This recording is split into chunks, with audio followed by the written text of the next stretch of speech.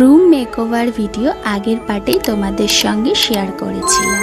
তবে রুমটা সাজানোর আগে আমি ঠিক করেছি আমার ঠাকুর ঘরটাকে সুন্দর করে আমি সাজিয়ে তুলব। পূর্ণিমা নিশি নির্মল আকাশ ধীরে ধীরে বহিতেছে। আমি মা লক্ষ্মীকে ঘরে এনেছিলাম 7ই মে। আসলে আমার অনেক দিনের ইচ্ছে ছিল মা লক্ষ্মীকে নিজের কাছে রাখার। নানা কথা সুখে আলাপন হেন কালে বিনা নিয়ে আসি মুনিবন নারায়ণের সাক্ষাতে কহিল বিস্তর তারপরে কোন জোরে করিয়া। এই ভিডিওটাতে দেখালাম মা লক্ষ্মীকে কি সুন্দরভাবে আমি সাজিয়েছি, আর পরের ভিডিওতে দেখাবো আমি আমার ঠাকুর ঘরটাকে কিভাবে সাজালাম। চলো আজ তবে আসি, tata, and please subscribe my channel.